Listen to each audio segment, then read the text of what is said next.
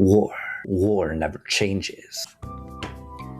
I just saw the end of Attack on Titan. These are basically going to be my first impressions. I'm probably going to make a more in-depth video about this whole conundrum. Okay, well, here's the thing. So I've been watching Attack on Titan since day one. It's been over a decade.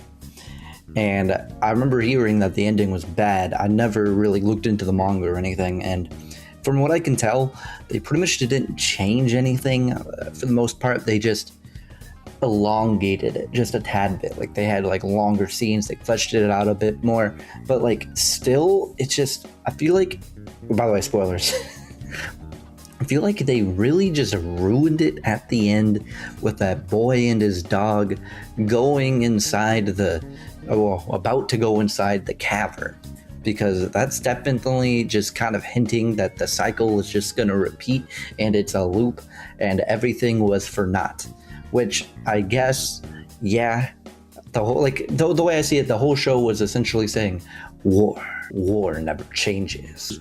Yeah, okay, I guess, because obviously the big bombs and explosions at the end as well, like, ooh,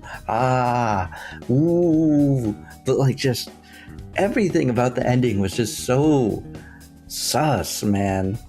Like, there's like a bunch of stuff that just kind of happened that was a little plot holey or like plot armory. For instance, Annie, coming back, bro.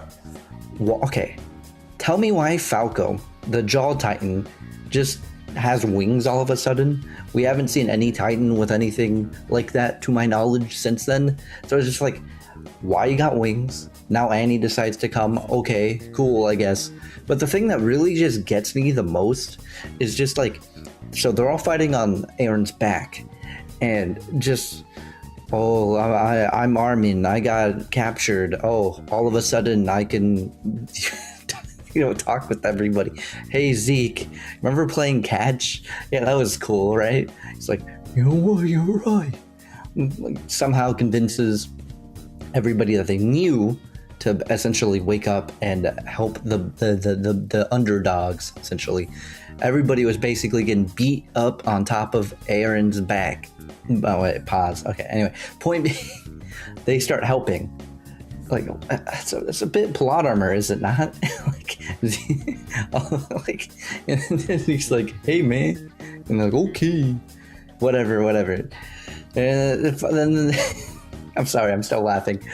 And then Levi sees Zeke. He finally comes out of the bone and just goes, hey, what's up? All smiley and happy. And okay, I understand Levi going, I get it. I mean, the reason why you're so like disfigured was because of that man. But the fact that here's also like a weird thing. It's a little like plot holy and odd. So when Zeke dies, essentially the rumbling just temporarily stops. Like, all the Titans just Dino stance, if you know what I'm talking about. It just seems kind of weird that they just all kind of stopped, because there's a lot of things implying that Eren was just able to control them, and it wasn't necessarily Zeke's doing, like in the beginning of the show and whatnot. How, like, dude, this is the other thing. I'm probably gonna get things like confused, but again, this is just like first impressions. Like, so I'm gonna be more in depth. But it's just kind of like how Eren, when he was saying like, oh yeah, that Titan that ate my mom, it was supposed to eat the Colossal Titan, but nope, I made it eat my mom. Like, excuse me? Like, so you're telling me you could have like changed stuff, which is another thing where I'm all like, then why did you commit this mass genocide? I feel like I'm getting a bit ahead of myself, but it's just kind of like a lot of things in the show are just really odd. Like, all the choices made, like, for instance, Eren talking to everybody, before he died, but making them forget everything until they finally killed him. Like, okay, that's interesting, I suppose. But again, in the mix of all that, he was explaining how he controlled the Titan to eat his mom. If that's the case, couldn't he have controlled the Titan to do anything else? To like walk away? Couldn't he have just like made this whole mass genocide just not happen to begin with? Like, there were just so many things that could have occurred. Like Eren had all this knowledge, and he knows all this knowledge. He could have done it a different way. Like he knows, like, oh, that guy, that's the royal blood. Oh, there's me. Like he couldn't have just like jump started it, talked out with everybody, like kind of figured it out his own way.